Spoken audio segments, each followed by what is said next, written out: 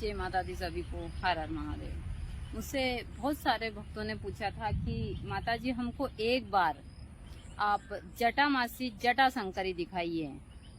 और फिर कुछ भक्तों ने कहा था कि यहाँ तो जटा शंकरी नहीं है, यहाँ जो एक कंद क्या बोलते हैं वो खाने वाला कंद है, बहुत सारी चीजें, सूरजमुखी कंद है। लेकिन उन श्रीमान जी को मैं कहना चाहती हूँ कि यहाँ जटा शंकरी, जटा मासी और इसको शिव पार्वती भी बोला जाता है, क्योंकि यह पौधा एक महिला के रूप में है, एक पुरुष के में। यह देख सकते हैं आप, यह पौधा, इसमें एक भी पत्र ऊपर से नीचे तक नहीं है और इसमें जटा है, यह देख सकते हैं आप।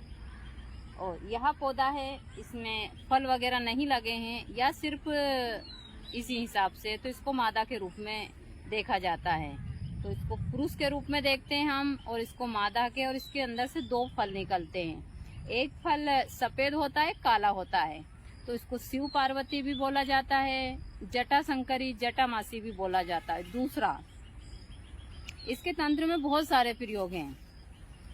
इसके वशीकरण के लिए तिलक बनते हैं, और यह वशीकरण के लिए चमत्कारी प्रभाव दिखाता है। इसमें से दो फल निकलते हैं, वह फल को हम अच्छे योग में लेते हैं और फिर उसको अभिमंत्रित कर फिर दिया जाता है। दूसरा, पूरे सावन के महीने मैं इसके पास में बैठकर जाप करती हूँ ओम नमः शिवाय के, और हर प्रतिदिन दीपक भी लगाती हूँ। यहाँ पर 4-5 पौधे हैं, लेकिन यह पौधा जल्दी निकल आया। इस समय के ऊपर इन पौधों को निकलने का टाइम है यहाँ। तो इसका नाम है जटा शंकरी, जटा मासी।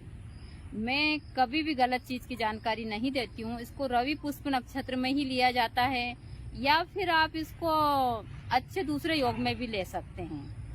दूसरा, इसकी विशेषता है कि यह जिस घर में भी होता है वहाँ बाबा भोलेनाथ की कृपा बहुत होती है। आप अपने घर के ऊपर भी इसको लगाकर इसकी पूजा पाठ कर सकते हैं, बहुत सारी चीजें।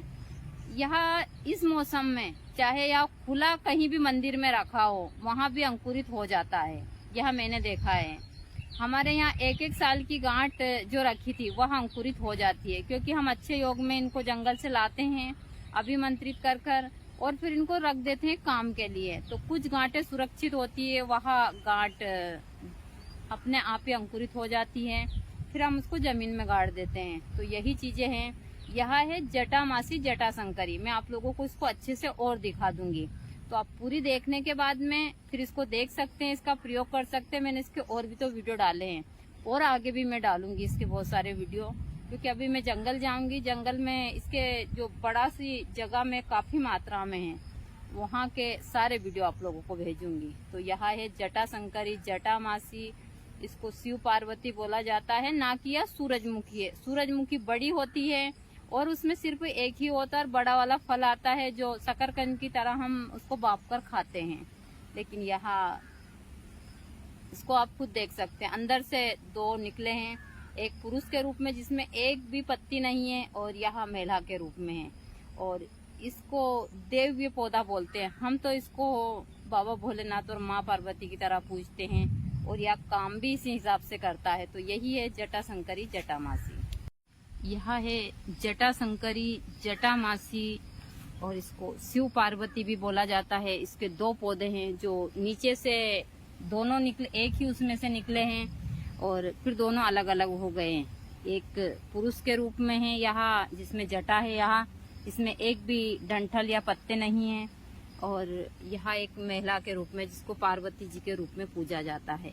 इसमें दो गांठ निकलती है। इसकी मैंने पूरी जानकारी वीडियो में दी है, पूरा वीडियो देखकर और आप इसकी जानकारी प्राप्त कर सकते हैं। यह सूरजमुखी नहीं है, यह है जटा शंकरी। इसकी जटा देख रहे हैं आप, इसीलिए इसको जटा शंकरी बोला जाता है।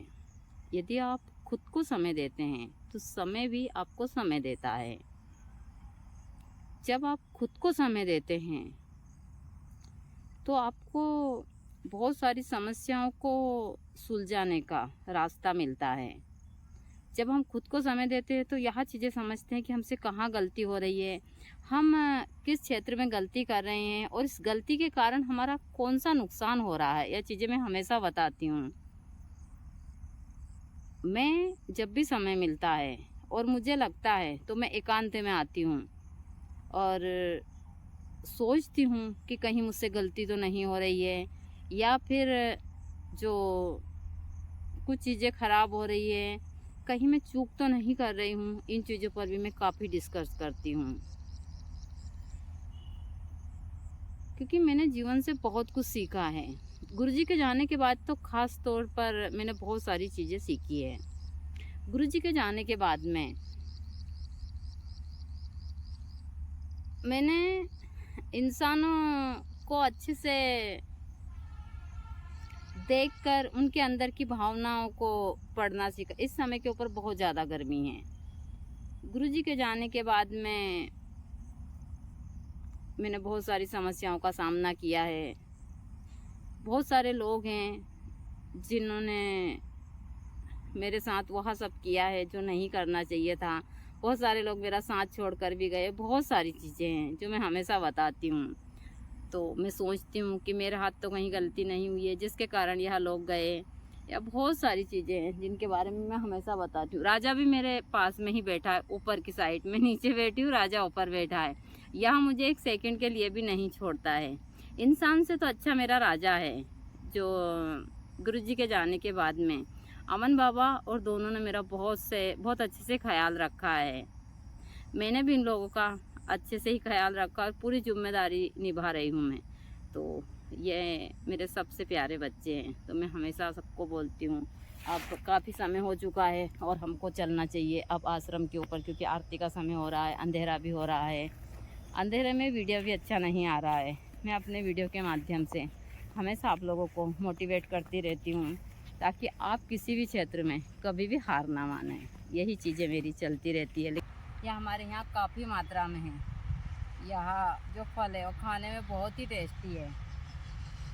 मैं हमेशा आप लोगों को इन प्राकृतिक चीज़ों की जानकारी देती रहती हूँ। और यहाँ है खजूर, यानी कि इसको आप जो पीन खजूर होती है उसी की यह प्रजाति होती है। और यह इस सीजन के ऊपर हमारे मध्य प्रदेश में काफ़ी मात्रा में है। इसके जो खोड़िया होता है उससे हम बहुत सारी चीज़ें, झाड़ू वगैरह, चटाई सब बनाते हैं। और इस सीज़न में इसके फल को खाते भी हैं। इसके फल को स्टोर कर कर रखते हैं तो पूरे साल भर भी चलता है। तो इस पेड़ में काफ़ी मात्रा में फल लगे हुए हैं। थोड़े ही निकाले हैं और बाकी के इसमें कुछ जुगाड़ है नहीं हम लोगों के पास में, तो यह थोड़ी दिक्कत आ रही है। फिर भी काफ़ी मात्रा में निकाले हैं और साइड में पड़े हैं जिनको मैं अभी इकट्ठा कर रही हूँ। तो मैं तो बहुत कम खाती हूँ। जो कोई भी यहाँ पर आते हैं भक्त, फिर उन इसका वितरण कर देंगे, क्योंकि काफ़ी मात्रा में है, लेकिन खाने में बहुत ही टेस्टी है। इतने एकदम ताज़े और फ्रेश है। एक खजूर ही है, लेकिन इसमें थोड़ा सा कम वो होता है, वरना पीन खजूर में इसमें कोई फ़र्क नहीं होता है। इसको गांव का पीन खजूर ही बोला जाता है। और यहाँ जो फल है काफ़ी टेस्टी है। हम कम से कम 10-12 साल से इसके फल खा रहे हैं। तो यही हमारी दुनिया है। प्राकृतिक चीज़ें सभी को खानी चाहिए, लगानी चाहिए। यदि आप पेड़ लगाते हैं तो इनके फल ज़रूर मिलते हैं। तो यही है हमारे यहाँ पर खजूर के पेड़ से जो हमने अभी खजूर निकाले। और भी बहुत सारे नीचे गिरे हैं जिनको मैं इकट्ठा करूँगी। एकदम काले और बहुत टेस्टी है।